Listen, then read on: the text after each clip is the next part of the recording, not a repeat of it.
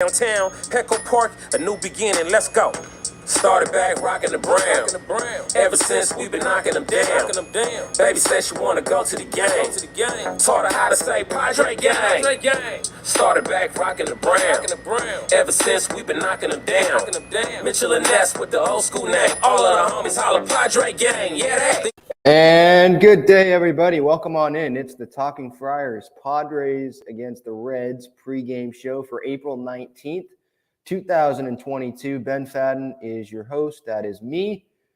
You can call 619-335-5770 to express any Padres thoughts that you have. If you want to be featured on the next episode that I record after every series, that I go live for after every series, I'll play those voicemails. I haven't gotten one yet, so I'd definitely appreciate it if someone would do that. I love that, fan interaction. I love this fan interaction as well in the comments in this live stream for every pregame show that I do daily. Hit that subscribe button on the YouTube channel and turn on the notification bell so you don't miss any videos, any content that comes out. Daily Padres content during the season. There will be at least a video out every day, even when the team is not playing that day. So without further ado, let's get into the pregame. Yesterday, the Padres ended up winning 4-1. They finally had some more offense, scored more than 2 runs in a game. They scored 2 runs a game for the last 3 games of that Braves series after scoring 12 runs in that home opener where Manny had that home run, had a 5-hit game, went 5 for 6. So the offense last night was a little bit better. I think it should still be doing better, though. It was 1 for 6. The Padres were 1 for 6 with runners in scoring position, left 8 on base still. And while Nick Lodolo guy pitched pretty good, at the same time, Nick Lodolo isn't Sean Manaea, right? Who pitched well, against him. Manaea went 6 innings, so he pitched well as well. So it's good to, get 2 wins in a row after losing 2 to the Braves there after that home opener win. Padres are now 7-5. Reds are 2-9. Reds just stink after getting swept by the Dodgers in a 4-game set, obviously losing yesterday. Tommy Pham turned into Barry Bonds. Home run in his first at-bat, double in his second at-bat, single to left in his third at-bat. He finally got out in his fourth at-bat, but, Ben and Woods had a bet on 97.3 The Fan that they did yesterday before the Reds-Padres series, talking about how many hits Tommy will have against the Padres because it's his former team. And Woodsy was like, yeah, this always happens. And so Ben Higgins put the over-under at 3.5. Woodsy said over. Higgins said under. I was more on Ben's side just because I agreed with his logic, because it was, hey, Sean Manaea is on the mound. Joe Musgrove's on the mound. Mackenzie Gore's on the mound this series. That's a good, collection of starters for the Padres to get Tommy Pham out. And Tommy Pham had 1 hit the whole year. He went the first 20-plus at-bats without getting a hit.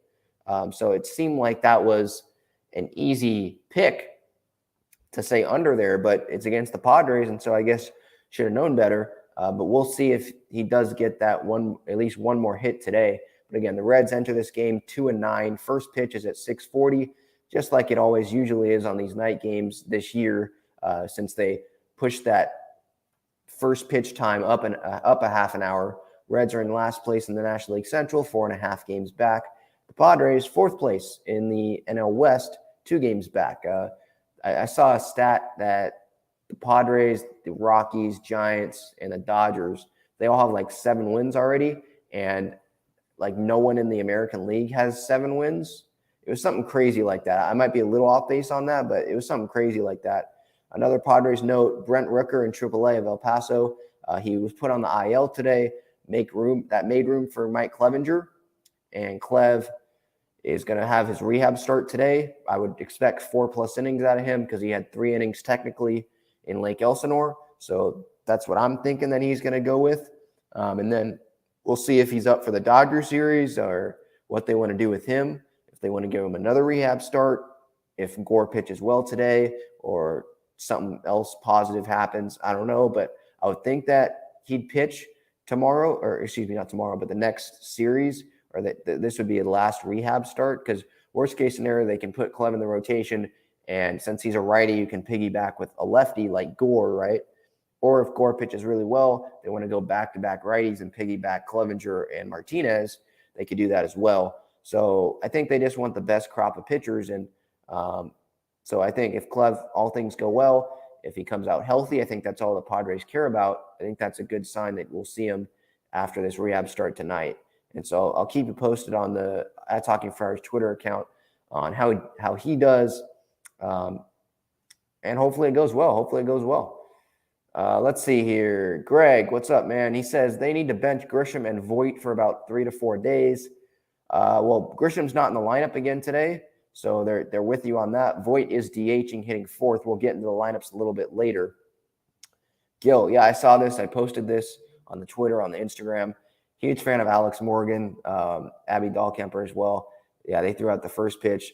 I wish I was there because I would have definitely tried to get an autograph or a picture or something. Because yeah, I like watching them play, especially Alex with the USA team. Her, Julie Ertz, Megan Rapinoe. What's up, Do Zertry 619? Seems like Luke Voit is trying to hit it to SeaWorld every at bat. Yeah, it seemed. Yeah, I agree. It's like he's pressing. I think because he realizes, dude, I was here. I was brought in to be the DH, the power bat, when to kind of fill in for Tatis, and I haven't hit a home run yet. I'm striking out, it seems like, every at bat. He did have a sac fly yesterday, but it was good, but I just don't think he's going to change his approach. But yeah, I think he's definitely pressing.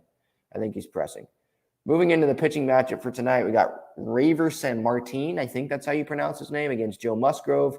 As you see here, I have my Joe Musgrove. My mom made this shirt after the no-hitter, 4/9/21, meant to be shirt. Musgrove on the mound for the Padres, pitched 6 2/3 shutout innings his last time out in the home opener. No walks. Seems like a better matchup for the Padres against Pham, righty on righty. I expect 6 innings at least out of Musgrove, just like Manaea did yesterday, because the Reds suck. Don't throw a lot of balls. Just be consistent in the strike zone. I think the Reds will swing at pitches, and you'll get strikeouts, you'll get grounders, you'll get flyouts, and you would think that he'd be able to pitch deep into games and try to save that bullpen, save some long guys, worst case scenario for that Dodgers series this weekend. And as for San Martin, allowed 5 runs and 5 walks in his first start, but then in his last start, his second start of the season, no runs, no walks.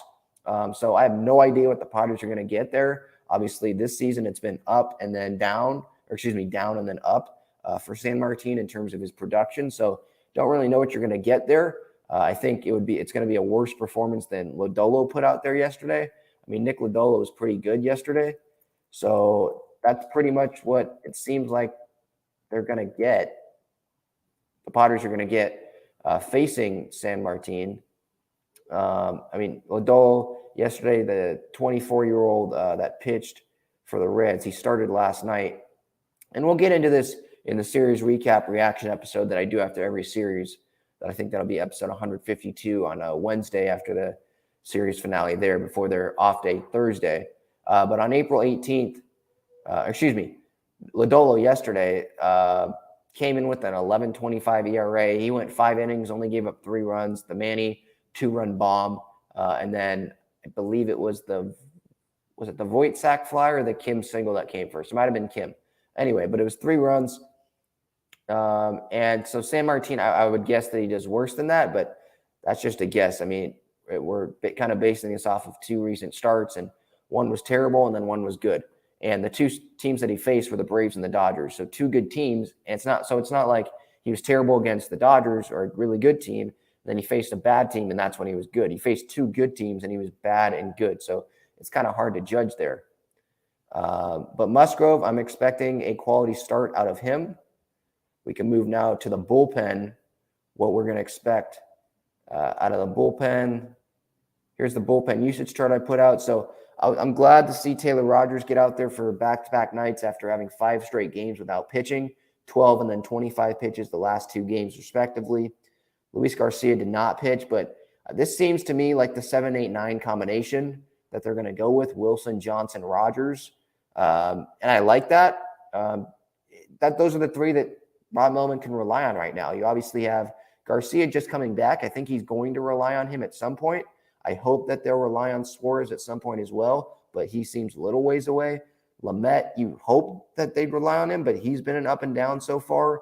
The last outing wasn't great. He had that slider against the Braves that got away, ended up giving them an insurance run in that loss. I think that was Mackenzie Gore's debut on Friday night. So he's up and down. Suarez hasn't been great this year. Stammen is not a 7, 8, 9 inning really guy when everyone's healthy. Hill is more of a matchups guy. Avila, no, he's a minor leaguer that they just called up because of the Austin Adams injury. So the three guys that Bob Melvin, Ruben Niebla, the coaching staff trust right now, it's Rogers for the 9th inning, Johnson and Wilson for the 7th and 8th. I don't know if they're too particular about having Johnson pitch the 8th inning and having Wilson pitch the 7th like it was last night. But that seems like those are the three guys that they're going to go with. And those are the three guys that they're the most comfortable with. So that's the combination when everyone's healthy. It seems like that's the combination that they're going to go with. And I'm completely fine with that. Last night, they combined for 3 shutout innings. They didn't give up a hit. And so I am all for that. So that's the bullpen situation for tonight for our San Diego Padres. Let's see here. The Reds have yet to put out their lineup. So I'll just share with you the Padres lineup for tonight. There were some questions about Grisham not being in there. As you can see, Jose Azocar is in center, batting 9th again. Around the same lineup as yesterday. They have Hosmer playing. He was off yesterday. Myers is in there for a second straight night. Same thing with Kim. But it is a lefty. They're facing a lefty today. They faced one yesterday. I believe tomorrow's a lefty as well. So you might not see Grisham. You might see him for a day game tomorrow to just get him ready for the Dodgers if they want to have him play the Dodgers. But I think why you're not seeing Grisham in this lineup is because they have a defensive first center fielder right now that can be in there, just like Grisham. So what's the point of having Grisham lead off if he's a hole when you can have Nola lead off? Just put a defensive first center fielder down there in the 9 spot. Just do that. You don't need a hole at the top of the lineup before Manny or Jake, right? So I like what they're doing there. I like Nola leading off right now if Grisham's not playing well, and you obviously don't have Tatis, and Profar doesn't really profile as much. I don't think he did so great as a leadoff hitter last year, if I remember correctly. In fact, I can look that up real quick. Any comments that you guys have, make sure while I'm looking this up, put that in the comments. Any questions you have. Just want to see some splits from last year of Profar and how he did out of that leadoff spot. Let's see. Batting first, he only had 8 games there. He hit 182, 8 strikeouts, 1 home run, 4 RBIs. In terms of batting average, he was most comfortable in the 5th spot. And believe it or not, he's in the 5th spot tonight. So I doubt that they're looking only at that, but maybe that's just coincidence. But that's with Profar. I like having Nola in that leadoff spot. In fact, for my Padre pick tonight, I have Austin Nola. Yesterday, I had Manny. He went 3 for 4, so I'm 7-4 so far in my Padres pregame show pick. The one guy, if I had to pick one Padre that I think will get a hit, that's who I think it's going to get a hit. Nola, again, is my pick for today. Lead off right against lefty. I like that matchup. He's been hitting pretty well, making contact, obviously gets on base, hitting 265 so far to start this season. He's driven in 7 runs. That's what it says right here. That's kind of high. I didn't believe that. More than Jake, more than Voit. Profar and Manny have 9 and 8 runs driven in respectively, but he has 4 more runs driven in than Hosmer and Will, 3 more than those two combined, 5 more runs than Ha-Seong Kim. Zokar has 1 RBI, but I like Nola out of that leadoff spot. So tonight it's Nola catching, Manny third base, Jake at second, Voit DHing, Profar in left, Hosmer at first, batting 6th, Myers in right, Kim at short, Jose Azocar in center field. That's the lineup. You got Grisham on the bench. Who else you got on the bench? Alfaro, right? Could be coming off the bench. Grisham, obviously. like I mentioned. So I kind of like that. If Grisham's not going to play well, might as well, Abrams is on the bench as well because they're playing the matchups. It's a lefty on the mound, as you can see in San Martin. So they're playing the matchups, and Kim has deserved the playing time. I want to give him his props there. He's definitely deserved the playing time. He deserves, being at shortstop. I'm not saying because he's better at shortstop than Abrams. He might be. I think he's doing really well defensively there so far in his Padres career there. If you even consider last year, you add that to this year as well. Obviously, it's a short sample size this year, but he's deserved it so far. And he's making things happen. He's using his speed. He's getting on base. I could check real quick. It's comparing Ha-Seong Kim and Abrams. It's on base percentage. Kim is 360 right now, and Abrams is 233. There you go. Kim's getting on base more than Abrams. The matchups are in Kim's favor, so that's why you see Kim in the lineup tonight. That's why. And then I just went over Grisham as well. He's just not hitting right now, so might as well not have a hole at the leadoff spot and put someone that he can do the same thing as Grisham. Maybe not as well, but still do well defensively there in center and put him in the 9 spot. So maybe it's a couple days to get Grisham to clear his head. I believe Azokar is a righty as well, so the matchup's playing in his favor. So there you go. So that's the Padres lineup for today. Again, Nola, Machado, Cronenworth, Voit, Profar, Hosmer, Myers, Kim, and Azokar. Moving to some MLB news and notes real quick before we get to my what to watch for is Kyle Freeland, 5-year extension with the Rockies. My goodness, I'm surprised that he got that extension and that he ended up getting, what was it, $65 almost $1 million. That's a lot of money for a guy that's had, 2 good years in Major League Baseball. Seiya Suzuki, obviously I said yesterday, won the National League Player of the Week. Jose Ramirez won the AL Player of the Week. The Giants just lost to the Mets in 10 innings, so that's good. They have a doubleheader, so they have another game tonight. St. Louis is playing Miami. Yankees playing Detroit. Toronto, Boston tonight. Arizona's in Washington, nation's capital play the Nats. Tampa Bay in the Cubs. Pittsburgh, Milwaukee. Angels, Astros. Minnesota, Kansas City. Rockies hosting the Phillies. Baltimore, Oakland. Texas, Seattle.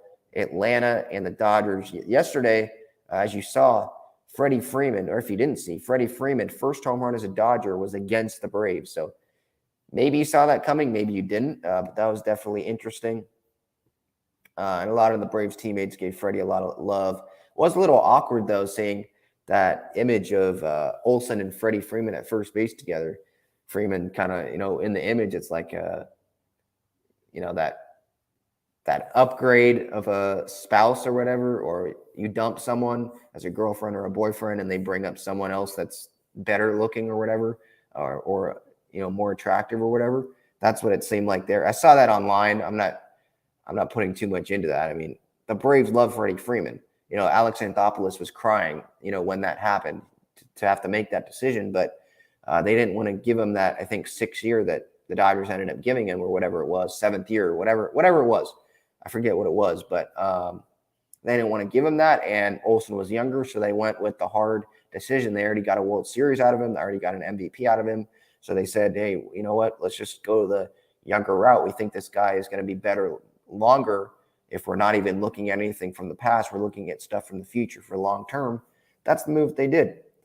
Moving to some comments here, Czar said, Steven Wilson, good surprise. Great surprise right now, actually. Pitching really, really well, a ERA under 2. Didn't give up any hits or runs yesterday. Again, it's one of the 3 that it seems like Bob Melvin and Ruben Niebla really, really trust. Gil says, Esther Ruiz is going off in Double-A. He's faster than Azokar and has much more pop. Yeah. With Ruiz, I don't know how close he is to the big leagues, to be honest. But he doesn't play center field. He's a second baseman. So that's why, there's not really room. Profar can play the infield. Cronenworth, obviously. They have Kim that can play second. Abrams can play second. They have a lot of guys that can play second over Ruiz. And Ruiz is in Double-A. He's not even in Triple-A. So, yeah, no, I understand what you're saying, but Azokar is here to be a defensive outfield depth option. Like the Jake Marisnick of last year, right? And Grisham's not hitting, so again, you don't want that hole in the leadoff spot, so might as well put him there. It's a righty against a lefty tonight, righty hitter, lefty pitcher, so they're going to favor that matchup for Azocar and put him in there. And he was in there last night. Padres won. They put Grisham in center, and I think in the 8th inning, late in the game, that worked fine. Okay, if that's the way it is, okay. We're in the business of winning games here, so I'm fine. Gil says he plays center. I just looked up on MLB.com. I can look up real quick.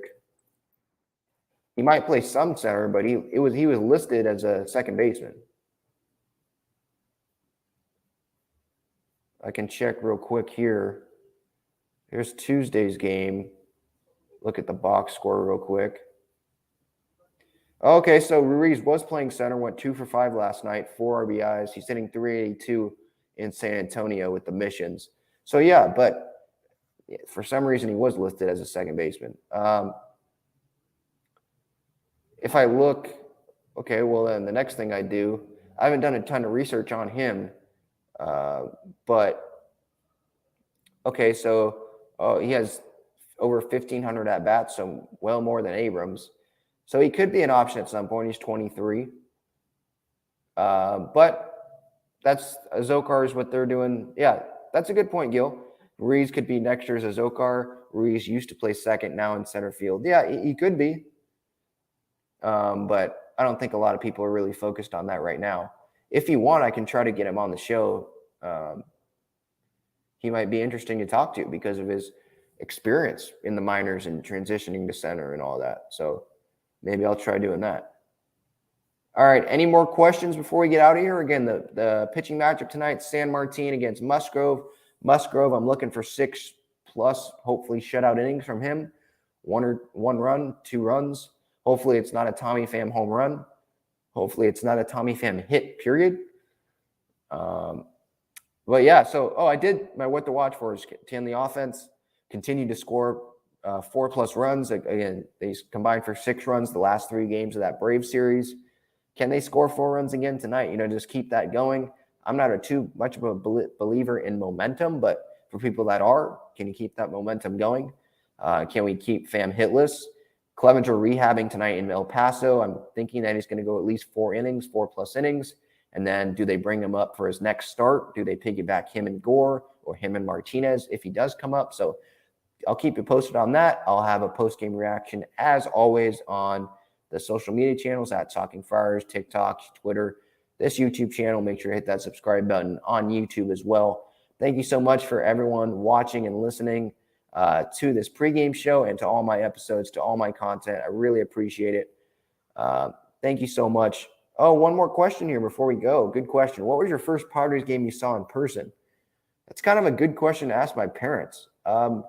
Maybe I should know the answer to that, but I don't really know. I think it was probably when I was like 3 years old, because they had season tickets in the upper deck, and then they stopped because I have multiple siblings, and then they got season tickets again so we could go to that All-Star game, and we've had season tickets ever since I was 13. So that's a good question. I mean, I remember going to Hoffman's number retirement ceremony with my mom, sitting in the Toyota Terrace. I remember obviously going to the All-Star game, home run derby. Stanton's one of my favorite non-Padres, so seeing him win the derby was cool. So I have a lot of memories, but yeah, I announced Aaron Harang as one of those Padres kids. They used to do a middle of the game segment or middle of the game thing where they had a kid or someone announce who was going to be leading off that inning. That was, I think, when Orlando Hudson was on the team. They were playing the Cardinals that night.